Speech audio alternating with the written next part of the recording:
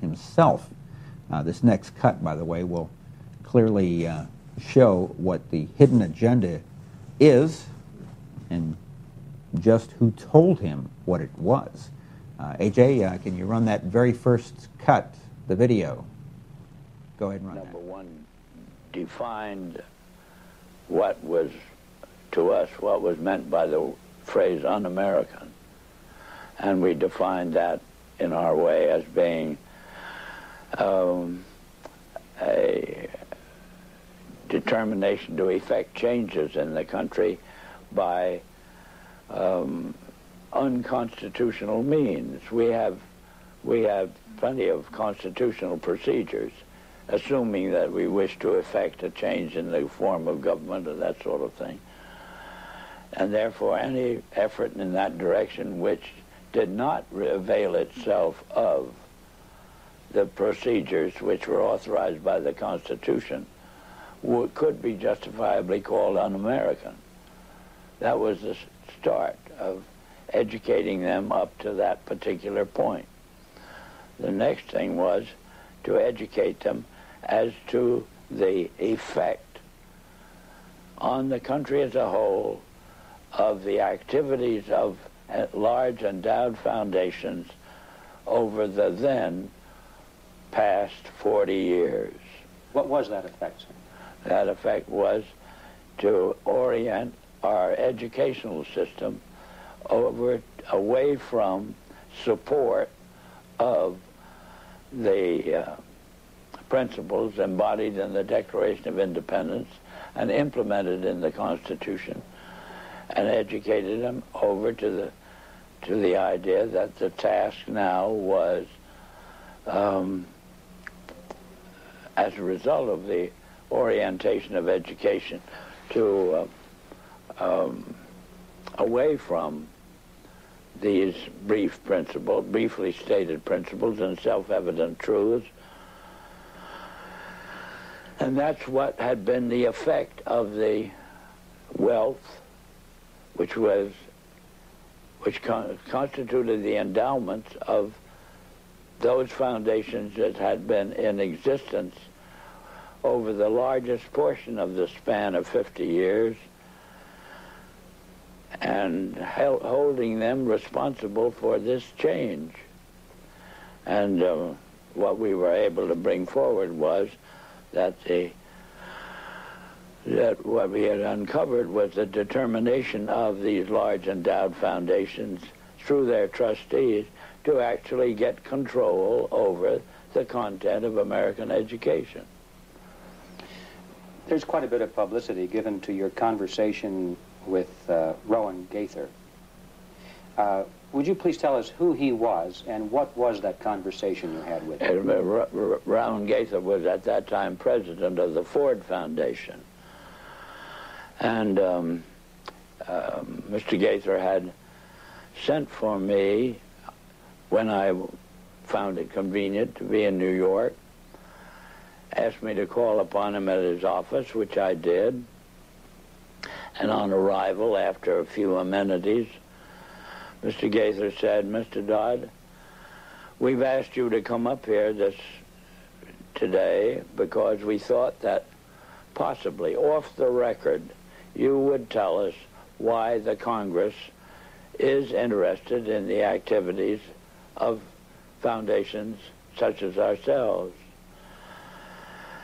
And before I could think of how I would reply to that statement, Mr. Gaither then went on voluntarily and stated, he said, "Mr. Dodd, all of us that have a hand in the making of policies here have had experience either with the OSS during the war or the European Economic Administration after the war.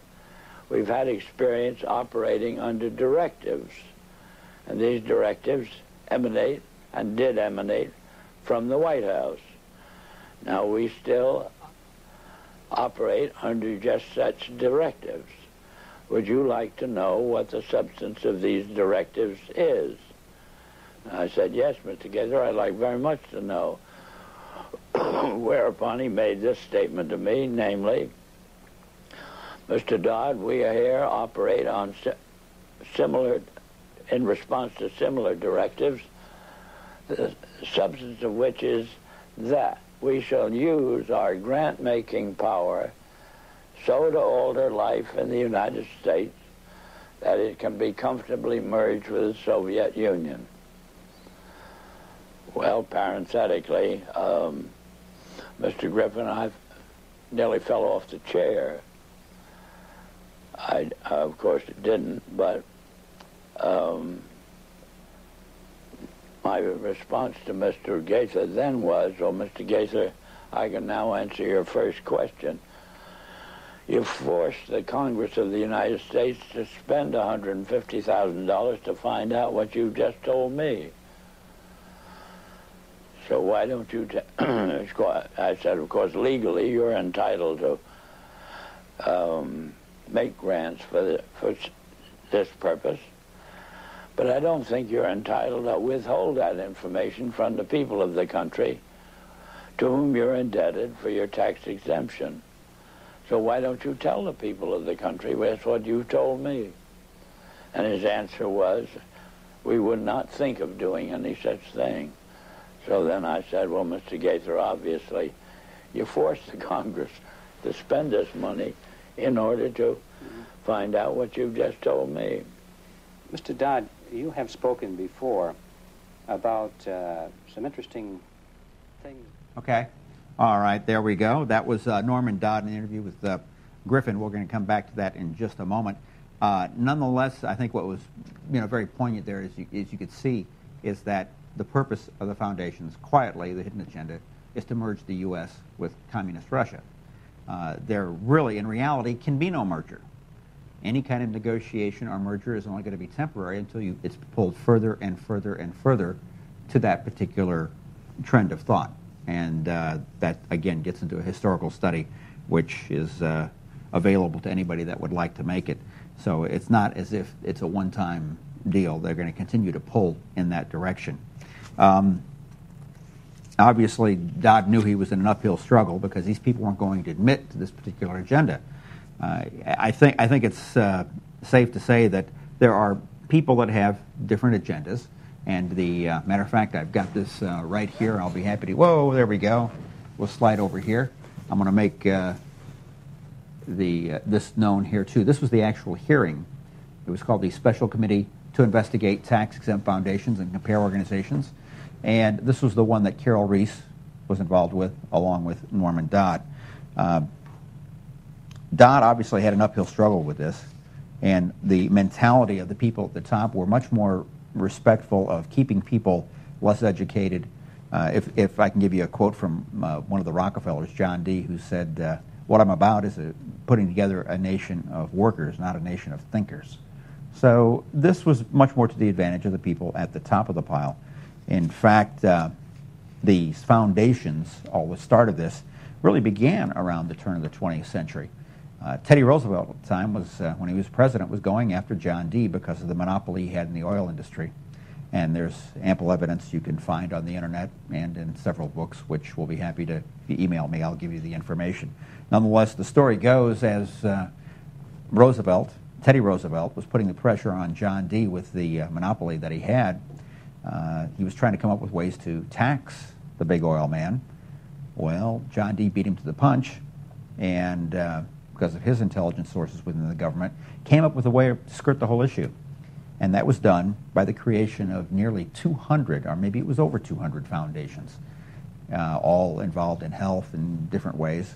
Many of them, including the health field, were ways by which he felt that he could somehow use his petroleum products to be put into. So that's why we have a lot of the kinds of products that we have today, because of the influx of that. Although there's been a lot of modifications since then, nonetheless, that was one of the primary methods. And of course, all these foundations did have very noble stated purposes. But the biggest purpose that they had was as a tax dodge. And very little of the money, and there's definitely some information out there on that, there's only a small percentage of the money that actually goes to the actual cause. The rest of it goes to promotion, creating the structure, and also expanding the influence of the elite people that spawned those various different foundations. Now, we're not just talking about one family here. We're talking Carnegies, Guggenheims, Rockefellers. I mean, they're huge. So it's very hard for people, I understand, to even think that how could these people be doing that? Well, the member of his staff, there was a member of his staff, this is known as the Catherine Casey story. She was a member of the staff of this committee, and she was not at all supportive of the intent of this committee to expose these corporations because she thought, like I'm sure many of you do, that they were all okay and everything was wonderful. These are a wonderful group of people. And, you know, it's not that you can't get people to do something that has some appearance of being wonderful. It's just that the authenticity and the integrity of the entire organization to really do what they say they're going to do, and when they're only putting maybe 1, 2, 3, 4, 5% of what they're making into their cause, and the rest of it's going to promoting, it's just, again, a way to get around the tax situation.